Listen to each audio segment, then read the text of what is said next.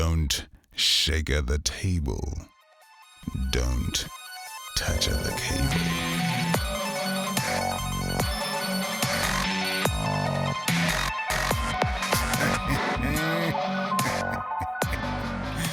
Devastating scenes to wrap up the URC Season 3.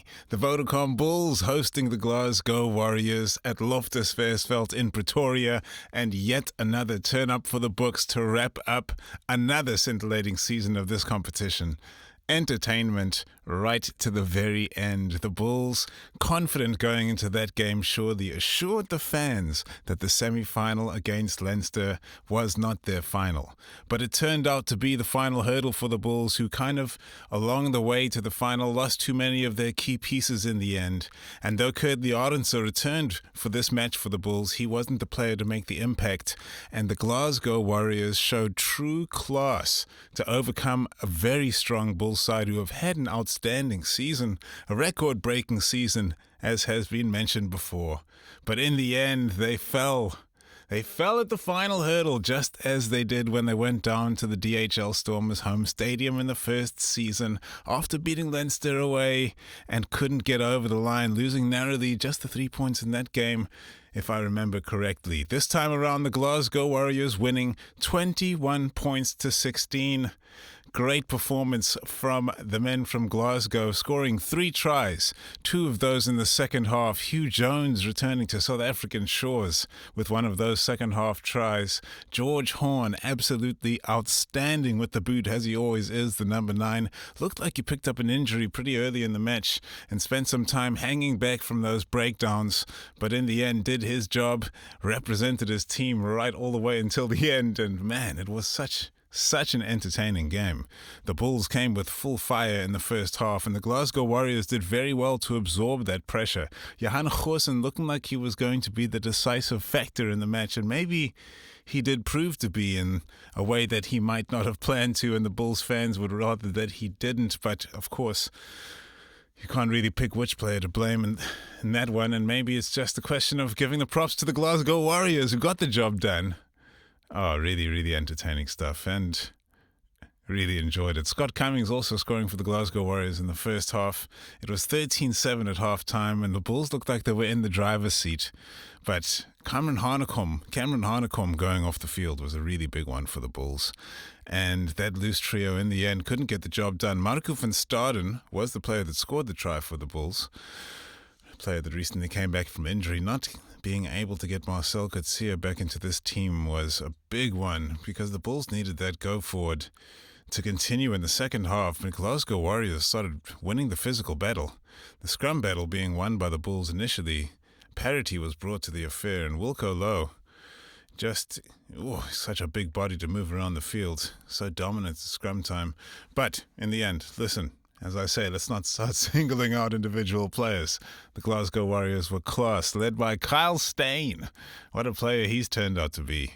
And he's led this Glasgow Warriors team all the way into this final. Every time that he touched the ball, you could guarantee that he was breaking a tackle or two, no matter how compromised the situation may have been. That penalty missing touch from Johan Goosen in the second half, when he rushed into it, the Bulls were chasing the game a little, then the penalty kick ended up going dead. You could see that really deflated the crowd, took a lot out of the team, as well as the time when Al Rahlo was trying to claim a restart. Knocked that ball on, got caught by Kurt Arendse, if I remember correctly. It turned out to be a penalty for the Glasgow Warriors. It's those kind of things that a final can hinge on, and the Bulls certainly weren't at their best. There's no question about that. And perhaps it's the attrition of the season and not having all of those options available to them that took away that killer instinct they had, the edge that they had all season, and of course the Fortress Loftus, which they had created, the only team to have won at Loftus Versfeld this season having been Munster, who perhaps in a harbinger of doom were knocked out by the Glasgow Warriors on the way to Loftus. But what an evening for the Glasgow Warriors, coached by Franco Smith, all these South African connections in the side. So entertaining to see as well, and Franco Smith he was class in the interview post-match. You can see he's very man who controls his emotions well. Of course, played for the Bulls, won the Currie Cup with the Bulls back in '98, I think. Also was the assistant coach for the Springboks, all sorts. He's had a tremendous journey. Of course, head coach for Italy along the way as well. And now he's going to get involved with the Scottish national side. Wow. What a career lies ahead of him still, and what an achievement for him. Started this turnaround in the Glasgow Warriors' fortunes towards the end, well, during last season as well, and tried to temper expectations of the fans. But clearly he didn't have to, because they are the champions now, away from home. Well, I mean, if they could back this achievement up next season, now that would be a crazy achievement for a Scottish side to go back-to-back in the URC. But going back-to-back in the URC seems to be a pipe dream at this point in time. It's going to be a fascinating season next time around again. All the player movement in between seasons is going to be something to keep an eye on, that's for sure. But, I mean, well, what a season of URC it's been. And what a final. Oh, hard to put into words, really, but it was exhilarating. Backing no horse in the race, trying to stay objective there, but watching with a South African eye. Of course, disappointing to see the Bulls going down, and Jake White was the most disappointed of all, one might say. And one can understand that. It's been a long journey, and as he says, he wants to give the Pretoria fans what they deserve, something to cheer for. And they certainly do have something to cheer for, because they have an outstanding team that's going to go for gold again next season. There's no doubt about that. But it's a long journey to get to the final, and it's a host final. You can understand how it feels like you let an opportunity slip through your fingers, because to host a final is a difficult thing, and it's a lot of luck that you need, no matter how hard you work during the season. No matter how hard you work during the season, as we saw with Munster, who finished top of the log and must have thought that with the trophy already in their hands, they were going to have a home final and the best chance of retaining. But, there you go. Fate dealt them a dirty blow. And who knows what the Bulls would have done if they went to play a final away in Munster, had Munster won that semi-final against the Glasgow Warriors, who just did it against the odds this season, travelled away from home. That seems to be the way to do it, besides the Stormers, who did it on the home run in the first season. So, let's see how it shakes out next season. Not too far away from the next season either. Nice short break between the start and the fixture list already being released for South African fans. 2 derby matches to start out next season. Stormers will be hosting the Bulls in the very first match of the season.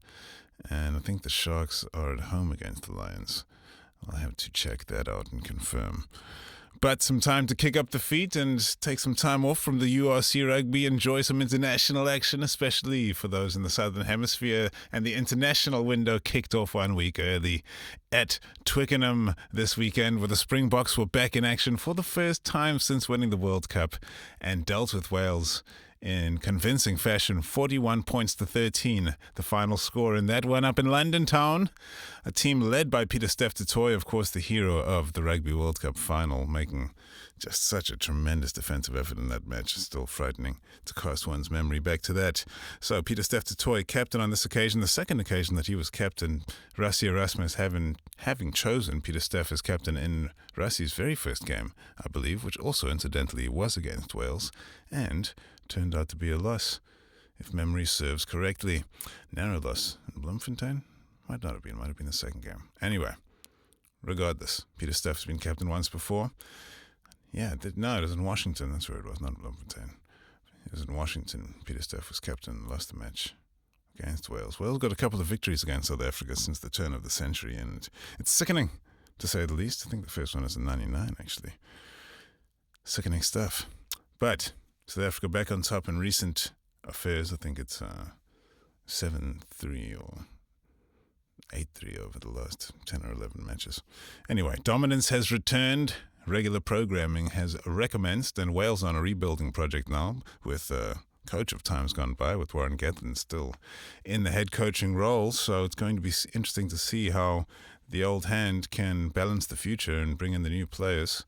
It's going to be a tumultuous time heading down to Australia after this chastening loss. Dowie Lake, which is apparently how it's pronounced. Top player, that hooker. He's tough as nails. Got himself a try, the only try for Wales.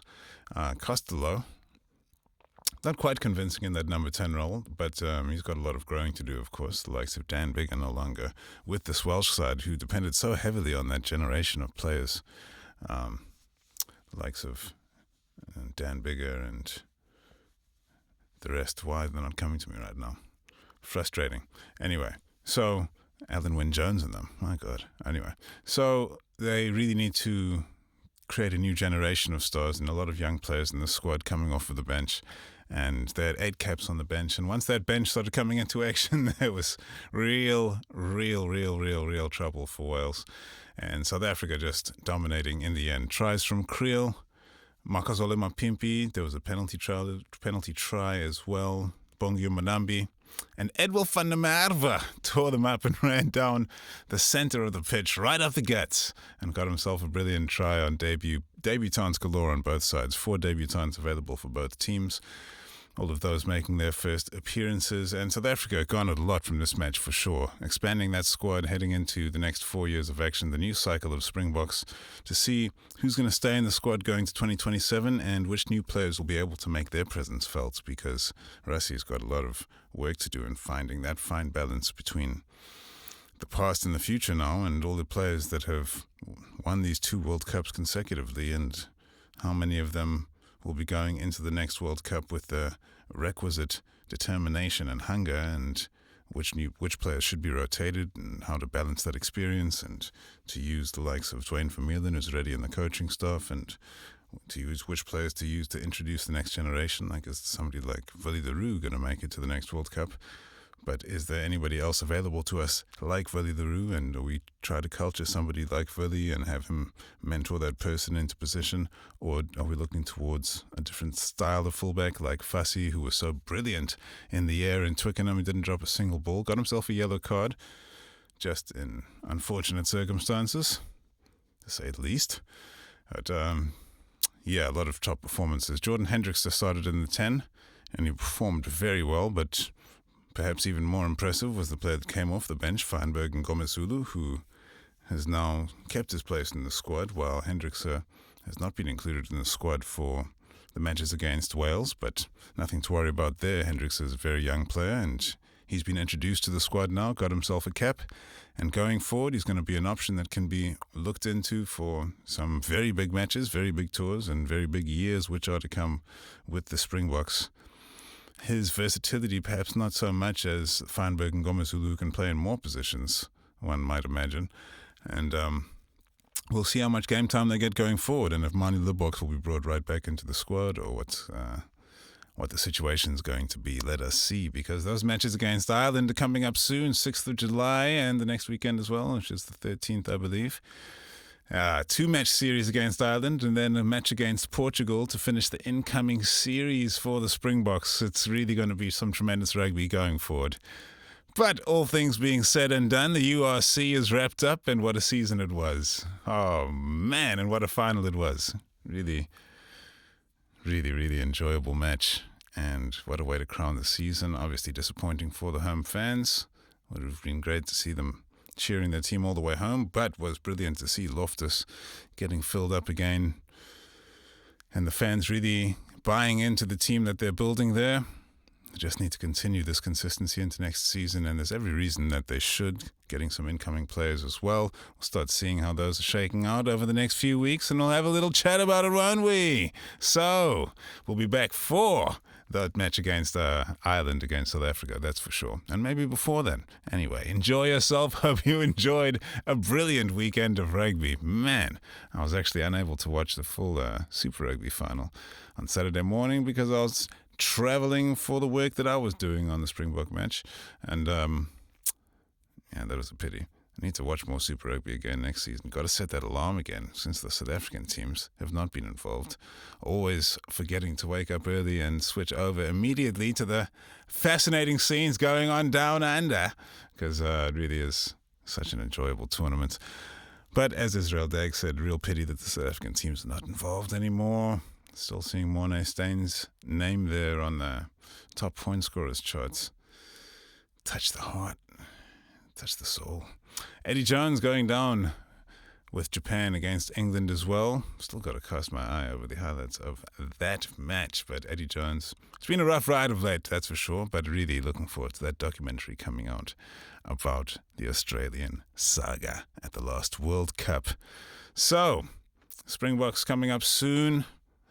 Cannot wait for that one. Going to be twiddling the thumbs till then. As a matter of fact, no, won't be twiddling the thumbs till then because the start of the World Under-20 Championships is this weekend at Cape Town Stadium. I'll be there live and in full effect to check that one out.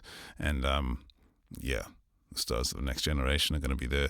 Last year's tournament down here in Cape Town, just the show completely stolen by France, just by far the most dominant side at that Under-20 tournament. And perhaps the story might change this year because the South Africans, Australians, New Zealanders and Argentinians got together for an Under-20 Rugby Championship for the first time. We've had some momentum coming into this tournament as a result. They've had the chance to test out the squad, some of the players. Very rainy conditions down there for that tournament. But so the Southern Hemisphere sides might have a bit more balance coming into the matches against the Northern Hemisphere sides because the Northern Hemisphere sides have been dominating the tournament for so many years now. England at first and now France as well.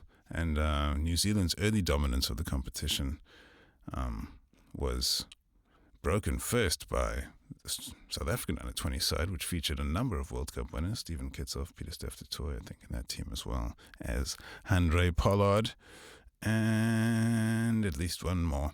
Leave it behind. So, stars of the next generation taken to the field this weekend, and soon enough the Springboks will be back in action. The world of rugby never sleeps, and we'll be back very soon, hopefully next week. Next week? Come on, next week. Let's talk about these Under-20s. Let's get involved. Let's get into it. Enjoy your rugby weekend. See you soon. Speak to you soon.